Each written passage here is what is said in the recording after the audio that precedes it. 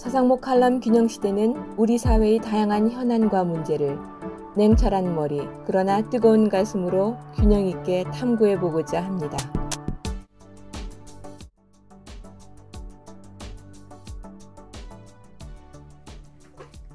이번 주 이코노미스트지 헤드라인은 미국 정책의 트럼프화입니다. 우선 이런 주제가 헤드라인으로 선정된 배경에 대해서 설명해 주시기 바랍니다. 크게 세 가지를 지적할 수 있을 것 같습니다. 네네. 첫째는 전에도 여러 번 말씀드렸습니다만 이번 트럼프 대선 정책은 이 제1기보다도 네. 훨씬 더 강한 그런 내용을 많이 담고 있습니다.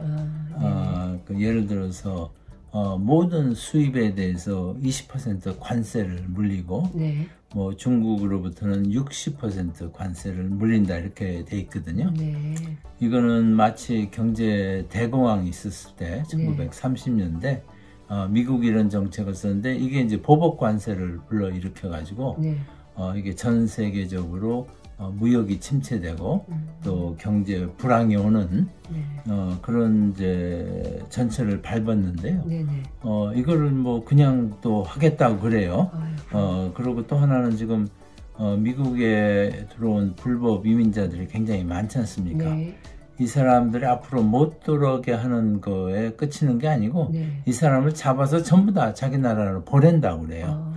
이거는 이제 엄청난 인권 침해가 될 거고요. 네네. 또 국제적으로 많은 이제 분쟁을 이야기할 소지가 매우 큽니다. 네. 그리고 이제 자기가 대통령 되면 예를 들어서 우크라이나 전쟁을 금방 끝낸다 그러거든요. 네.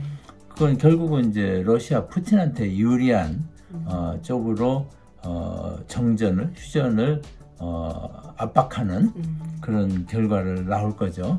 그러니까 이제 푸틴이 침략자인데 침략자 좋은 일을 시키는 거거든요. 네. 그래서 이거는 국제 정의에도 안 맞고 또 많은 또 새로운 국제적 선례를 남기기 때문에 문제가 많다고 생각을 합니다.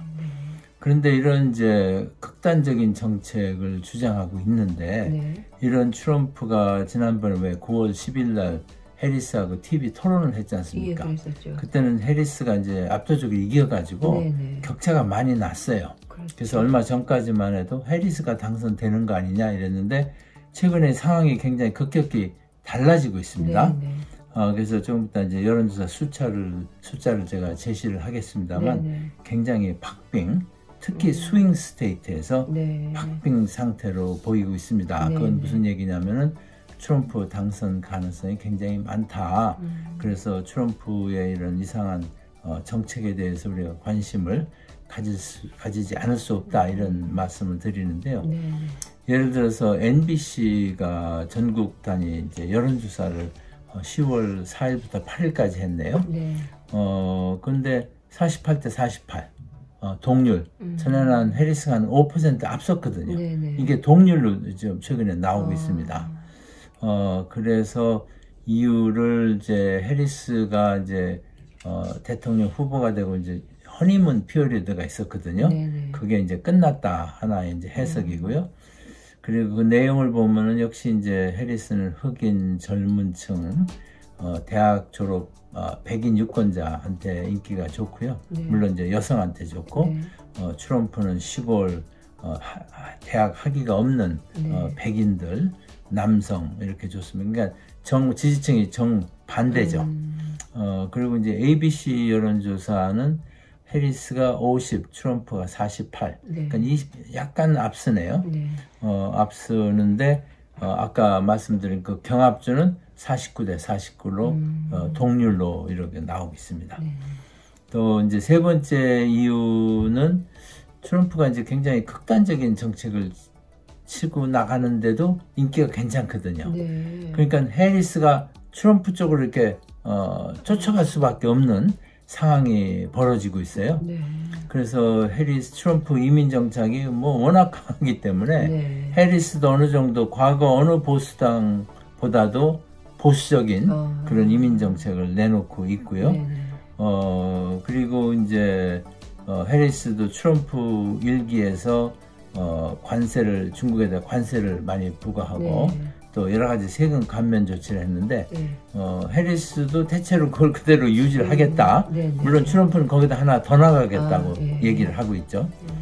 그리고 이제 해리스 에너지 정책은 굉장히 이제 뭐라 그럴까요? 친환경 이쪽인데 물론 트럼프만큼 반환경으로는 안 가더라도 트럼프 일기하고 비슷해지는 그러니까 트럼프가 이제 정책을 선도하는 거예요. 그래서 해리스가 원래 굉장히 진보했는데 그것이 이제 상당히 이제 가려져 가지고 해리스 정책이 보수화되는 그래서 이것이 이제 미국 정책의 트럼프화 이렇게 에코노미스트가 타이틀을 다른 것 같습니다. 그렇군요. 네네. 이렇게 말씀하신 대로 이전에도 여러 번 다루었지만 현재 시점에서 그 대선 그 결과에 대한 전망이 상당히 궁금해지는데 대선은 불과 20여일밖에 안 남았는데요. 어떻게 보십니까? 네, 아까도 제가 NBC, ABC 여론조사 결과를 말씀드렸지 않습니까? 얼마 전에 뉴욕타임스 여론조사 10월 14일자네요. 그러니까 아까 거보다 한 조금 뒤에 했는데요. 여기 이제 코멘트가 이렇게 대선 여론조사가 박빙인 적이 없었다. 이렇게 얘기를 하고 있어요. 그래서 해리스가 49%, 트럼프가 47%, 전국조사 한 2% 앞서네요. 위스콘신, 미시간, 펜실바니아, 네바다에서는 해리스가 불과 1% 앞서고요. 조지아, 노스캐롤라이나는 트럼프가 1%, 아리조나에서는 트럼프가 2%. 그러니까 뭐 합치면은 둘이 거의 막상막하죠. 그래서 이제 현재 3% 이상 차이가 나는 주 대의원 수가 해리스가 현재는 226표고요. 트럼프가 219표랍니다. 약간 해리스가 앞서죠. 그래서 현대 차이가 그대로 유지되는 경우는 해리스가 276표, 270표가 넘으면 당선이 되거든요. 간신히 당선이 되고 트럼프는 262표인데 문제는 트렌드입니다. 트렌드. 지난 12월간 한 2주간 이렇게 2주 전보다 지금 트럼프가 굉장히 이제 상승을 하고 해리스가 떨어졌거든요. 그러니까 이게 이제 뒤집힐 수도 있는 이런 상황이고요. 에코노미스트지도 이제 같은 날이네요. 10월 14일 여론조사 결과는 해리스가 50.3%, 트럼프가 46.9%. 조금 더 차이가 그러니까 이건 있네요. 그러니까 전국 조사입니다.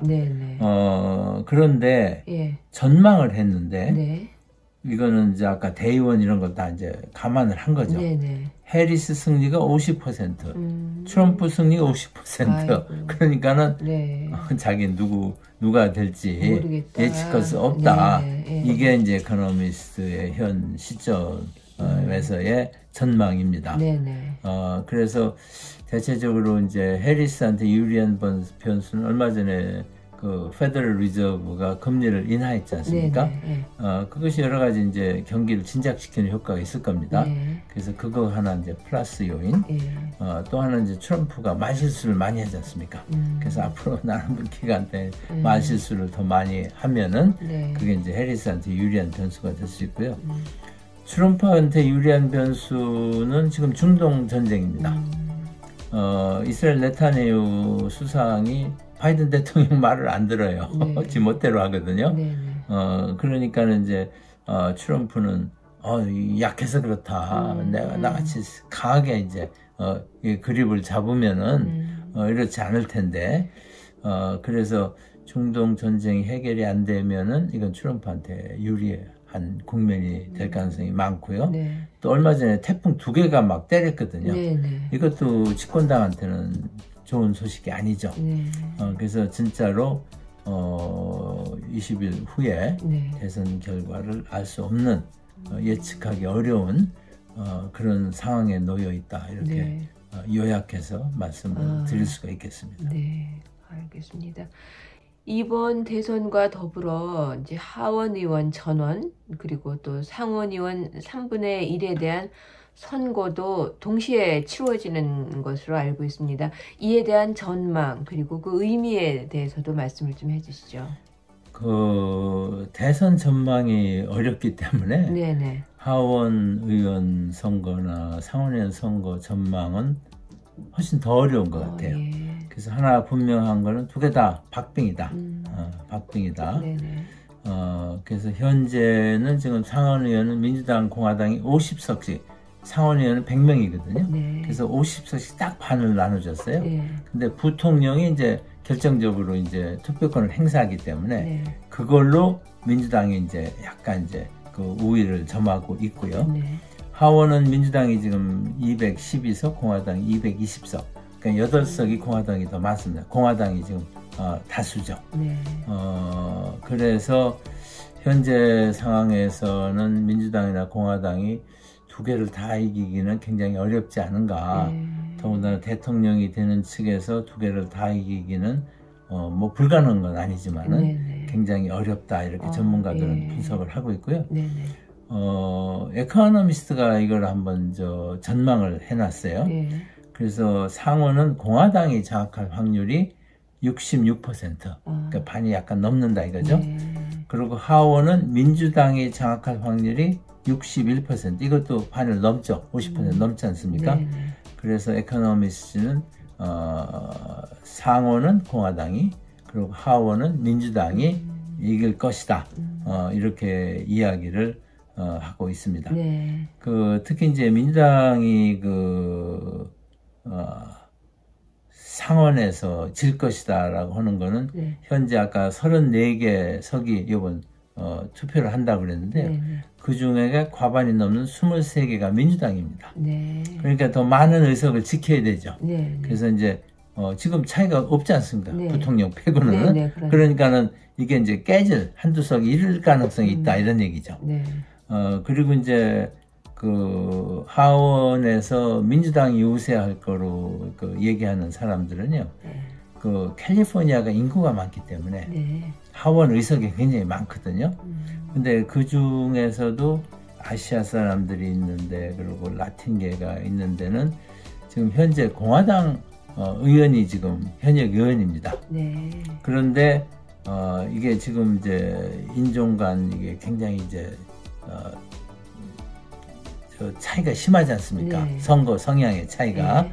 그래서 요번에 캘리포니아에서 이런 지역에 공화당 의원이 현 위치를 유지하지 못할 가능성이 좀 있다고 보는 거예요. 네. 그러면은 아까 말씀드린 대로 민주당이 네. 하원은 다수를 차지할 수 있다.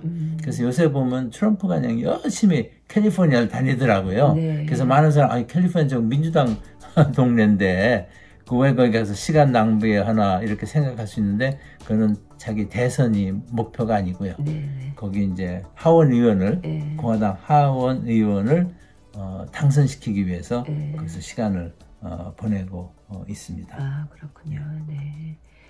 이번 미국 대선 결과가 또 무역이라든지 뭐 조세, 에너지 또 및 환경 등 미국의 대내 정책에 미치는 영향은 어떨지 또 궁금해집니다. 말씀해 주시죠. 우선 무역 정책. 네. 우리는 이제 수출을 해서 먹고 살아야 되기 때문에 네. 우리한테는 굉장히 중요하죠. 예. 근데 여기서 이제 가장 문제는 트럼프가 무조건 20% 모든 수입에 대해서 관세를 때리겠다. 네, 부과하겠다. 이거는 사실 경제 학적으로 말이 안 되는 얘기거든요. 네. 그리고 중국 수입에 대해서는 60% 관세. 그리고 중국에 대해서는 most favored nation 최수혜국 대우라고 그러는데요. 네. 이게 어느 한 군데서 이제 관세 혜택을 받으면 그게 이제 모든 나라한테 다 적용이 되는 이게 이제 WTO 세계 무역기구를 움직이는 기본적인 원리인데요. 중국한테 이거 적용하지 않겠다 임의적으로. 그러면은 이제 중국한테는 타격이 되겠지만 어떻게 보면 WTO의 기본 원칙을 파괴하는 거거든요. 그래서 트럼프는 이렇게 제 마음대로입니다. 뭐 세계 기후 협약도 자기가 마음대로 탈퇴를 하고 그래서 이게 제일 이제 사실 걱정되는 거고요. 네. 관세 인상은 이게 꼭 국회 통과를 하지 않고서도 되거든요. 네. 그러니까 대통령이 맘먹으면 이게 됩니다. 네. 그래서 트럼프는 그렇게 이제 관세를 더 거들여서 그 돈으로 조세 감면을 해주겠다는 거예요. 그런데 아까 제가 말씀드린 대로 뭐 다른 나라는 가만히 있나요? 보복 관세라고 그러면 결국은 이제 불경기가 와가지고 미국 경제 성장률이 떨어지고 관세가 올라가는 게 아니고 관세 수입이 더 떨어질 수도 있는 거죠. 그래서 이거는 뭐 경제학적으로 보면 너무나 분명한 건데 트럼프가 워낙 세게 이걸 들고 나오기 때문에 이것이 걱정이 되고요. 해리스는 뭐 그렇진 않습니다. 그렇지는 않은데 해리스도 뭐 자유무역주의자는 아닙니다. 원래 공화당이 자유무역을 주장하고 민주당이 보호무역을 하는데 지금 이제 거꾸로 됐어요. 그래서 해리스는 트럼프의 그런 관세 정책이 사실상 국민들한테 주는 세금이다. 그렇게 관세를 붙이면은 그게 물가가 더 오른다 이거죠. 그리고 수입품을 쓰는 건 주로 이제 서민들이기 때문에 그 피해가 서민들에 더 많다. 이렇게 해서 그런 관세 정책에 굉장히 반대를 하고 있는데 여하튼 트럼프는 굉장히 거기 강하다는 말씀을 드립니다. 그래서 트럼프는 어떻게 보면 전방위적인 보호주의를 하고 있고 해리스는 다소 이제 선택적이고 전략적인 보호주의 노선을 취할 것으로 이렇게 전망이 됩니다. 다음에 이제 관심사는 조세 정책이에요. 조세 정책은 외국 사람한테는 큰 관심이 없을지 모르지만 미국인한테 이게 제일 중요한 관심사죠. 그래서 이제 트럼프가 대통령 시절에 2017년에 조세 감세 관련한 입법을 통과시켰습니다. 그게 이제 내년에 만료가 되거든요. 그러니까 다음 대통령은 누가 되건 간에 새로운 그 감세 정책을 만들어야 하는 그런 입장에 놓이게 되는데요. 대체적으로 트럼프는 경제 활성화를 위해서 전반적으로 조세 감면을 많이 해주는 이런 주장을 하고 있고요. 해리스는 거긴 별 관심이 없고 오히려 너무 과거에 특히 법인세 같은 거는 너무 많이 깎아줬기 때문에 난 다시 올리겠다. 이런 이야기를 하면서 특히 이제 중산층과 저소득층을 위해서 이렇게 선별적 감세를 하겠다고. 그러니까 완전히 트럼프하고 해리스의 조세 정책은 180도 다르다. 그래서 트럼프는 법인세를 자기가 대통령 때 35%에서 21% 인하했거든요. 이걸 15%까지 추가 인하하겠다 그러고요. 그런데 해리스는 아니 그거 나는 다시 옛날로 돌려놓겠다. 돌려놓겠다. 이렇게 얘기를 하고요. 오히려 돌려놓는 정도를 넘어서 21%가 아니고 28%를 올리겠다. 거기서 이제 돈을 모아가지고 돈을 모아서 아까 말씀 서민과 중산층 연소득 40만 달러 미만의 개인에게 소득세 감면 조치를 확대를 하고 그리고 저소득층 가구에 대해서는 자녀 공제를 2배로 늘리고요. 또 주택 구매에 대한 소득 공제도 대폭 확대를 해서 아주 과감한 서민 감세 정책을 추진하겠다. 그래서 이 조세 정책에서 트럼프와 해리스가 아주 180도 다른 그런 모습을 보여주고 있고 이것은 굉장히 이제 득표에 어떤 지지층을 자기가 이제 확보를 하느냐에 굉장히 중요한 역할을 할 것으로 이렇게 생각을 합니다. 그래서 해리스는 이제 특히 이제 법인세를 이제 올리긴다 그러기 때문에 한 20억 달러 그러면 세수가 오히려 늘어난다고 그래요. 그런데 이제 전문가들은 법인세를 올리게 되면 이게 기업 활동이 아무래도 위축되기 때문에 이게 저성장으로 연결될 수 있다는 그런 이제 비판도 하고 있습니다. 그런데 이제 하나 중요한 거는 제가 아까 말씀드린 대로 누가 대통령이 되든 상하원을 다 장악할 수가 없거든요. 그렇기 때문에 이런 조세 정책을 자기가 계획한 대로 이건 전부 다 이제 국회로 통과돼야 되는 거기 때문에 그대로 집행될 가능성은 없다. 그래서 두 사람이 조세 정책 내용은 굉장히 다르지만 네네. 의회를 통해서 이게 조금 이제 완화가 될 가능성이 매우 높다는 얘기를 꼭 지적하고 싶고요. 끝으로 이제 에너지 앤 환경 정책인데 바이든 정부에서 특히 탈산소화 정책을 강력히 지원하는 이런 정책을 많이 폈습니다. 그래서 이런 거는 당연히 이제 해리스 행정부에서는 그대로 유지가 될 거고요. 네. 그렇지만 트럼프는 뭐 드릴 베이비 드릴 그러니까 계속 석유 시출을 한다. 그래서 석유를 이제 계속 파내겠다. 이런 거를 하고 있고요. 하나 이제 분명한 거는 자기는 당선되면 전기차에 대한 정부 보조금은 폐지할 거다. 그러니까 굳이 전기차를 특별히 그렇게 인센티브 보조금까지 줘가지고 이거를 생산을 장려하지 않겠다. 이런 얘기를 하고 있습니다. 그래서 트럼프가 당선이 되면은 에너지 절약하는 부분에 대한 투자가 2050년까지 한 10억 내지 60억 달러가 감소할 것으로, 그러니까 이제 에너지 보존이나 환경 보존 차원에서는 트럼프는 어떻게 보면 재앙이라고 볼 수가 있죠. 그런데 사실 해리스도 원래는 굉장히 친환경주의자인데 여러 가지 여건으로 봐서 특히 이제 트럼프가 저렇게 나오기 때문에 그렇게 극단적인 환경주의 쪽으로는 가지 않고 어떻게 보면 상당히 합리적인 쪽으로 환경 정책이나 에너지 정책이 갈 것으로 예상이 되고 있습니다. 네, 그렇게 예상하시는군요.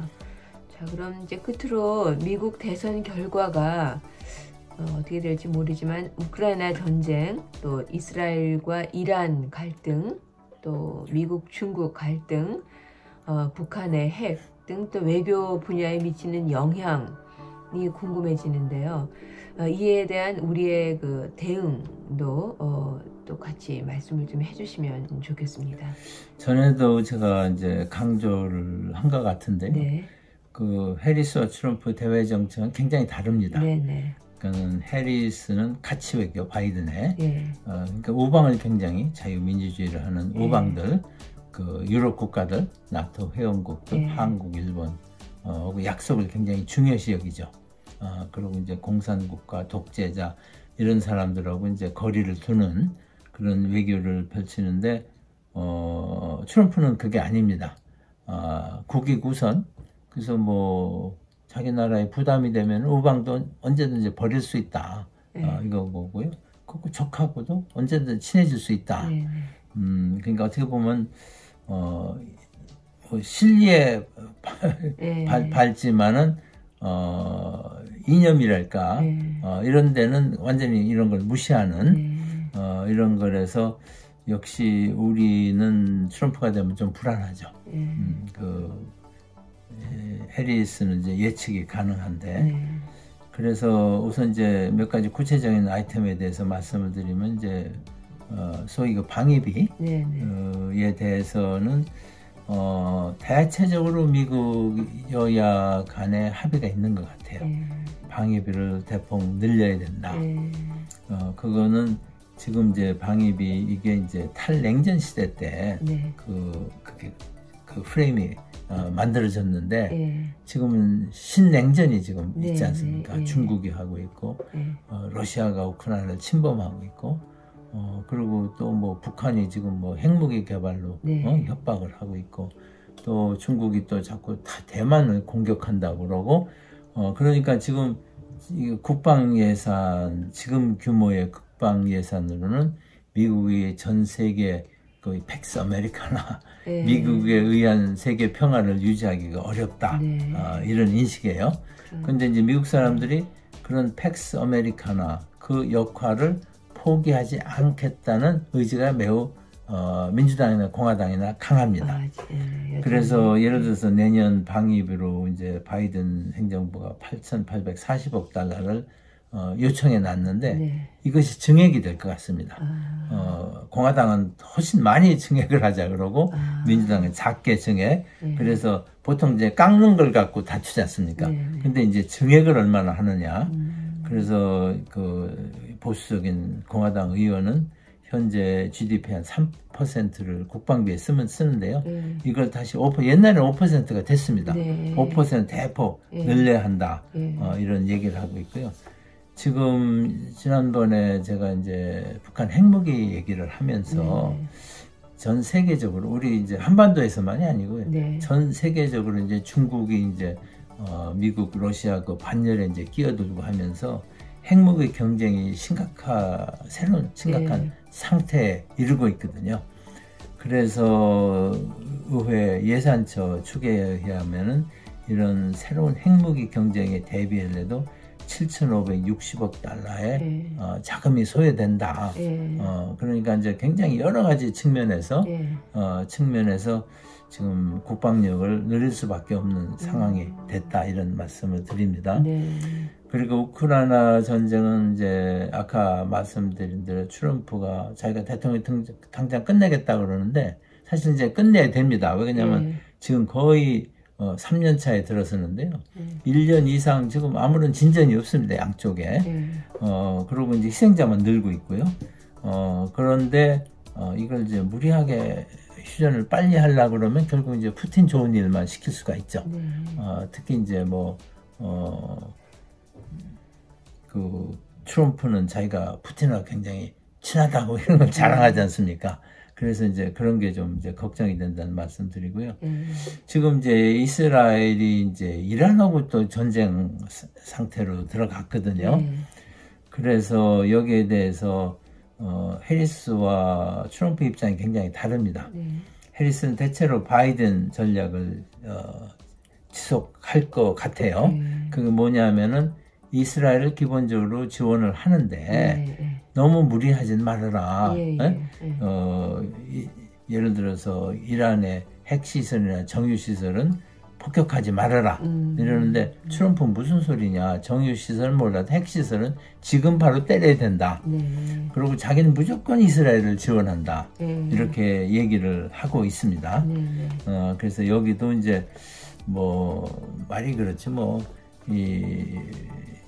트럼프가 된다고 해도 그 자기 말대로 선거 때 말대로 실제로 집행하는 건 간단치 않을 수 있습니다.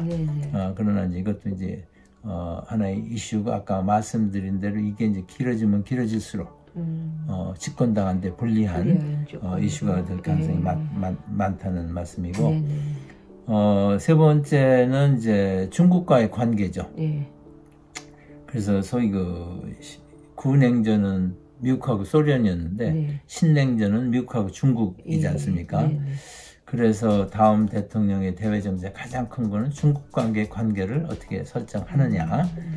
그래서 트럼프는 아까 여러 가지로 많이 이제 때리는 정책인데 어떻게 보면 이게 디커플링, 중국하고 완전히 이제 연결고리를 끊는 그런 정책인데 해리스는 디리스킹, 그러니까 위험 부담을 줄이는 그게 지금 바이든 행정부가 추구하는 정책이거든요. 그 라인을 그대로 할 것 같고요. 선거 공약집에도 보면 예전에도 말씀드렸는데 small yard, high fence.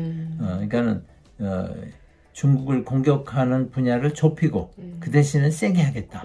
그러니까는 트럼프는 60% 관세를 해가지고 그냥 무차별적으로 때리겠다는 건데 해리스는 그게 아니고 딱 분야를 정해서 전략적인 산업 그런 데 공에서 거기는 그 대신에 펜스를 높게 해서 방위벽을 튼튼히 쌓겠다.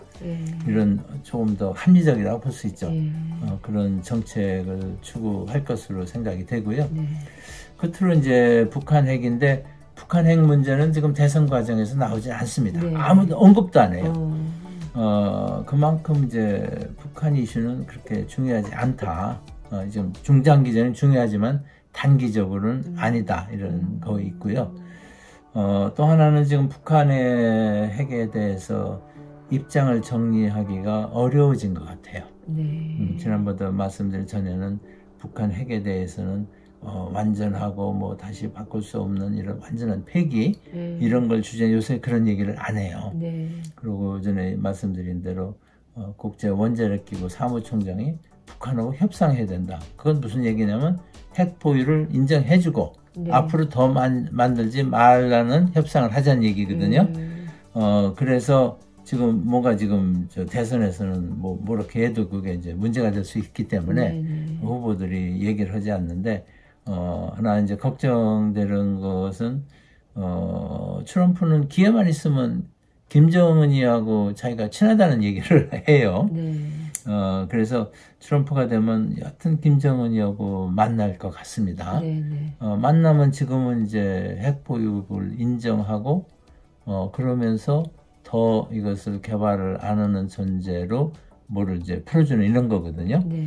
그래서 만약에 그거를 우리가 막을 수 없다 그러면은 저는 이것이야말로 이제 미국하고 딜을 하는 우리 자체 핵 개발 있지 않습니까? 그거 좋은데 그 대신에 그럼 우리 자체 핵 개발을 할 거다. 당신네들 그냥 가만히만 있어라. 이런 그런 주문을 해서 이거를 우리 자체 핵 개발을 하는 기회로 활용을 했으면 좋겠습니다. 왜냐하면 특히 트럼프는 8년 전에 대선 출마했을 때 한국과 일본이 자체 핵무장을 해야 된다고 주장을 했어요. 그렇지 않으니까 핵무장을 못하니까 미국이 다 그 짐을 짓는 거 아니냐. 그래서 사실은 그렇게 합리적인 방안인지도 모릅니다. 지금 미국이 혼자 다 짐을 지고 있거든요. 그래서 아시아에서 뭐 한국도 그렇고 일본도 그렇고 지금 다 경제적으로나 군사적으로 강국이거든요. 미국이 핵 개발을 못하게 해서 우리가 핵을 안 갖고 있는 건데 그렇게 되면 이제 우리 이제 실험도 놓고요. 사실 북한이 핵배면 아무것도 없거든요. 그러면 북한 저렇게 이제 큰 소리도 못 치고 또 미국의 부담도 덜고요. 우리가 핵 개발을 한다고 해서 우리가 핵 공격 하지 않을 거거든요. 그래서 우리가 그거를 이제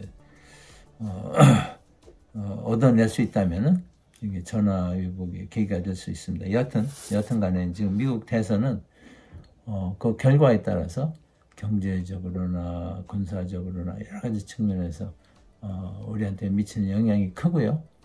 미국 다른 전 세계에 미치는 영향이 크기 때문에 우리가 항상 세밀히 분석을 하고 대처를 해야 된다고 생각을 합니다.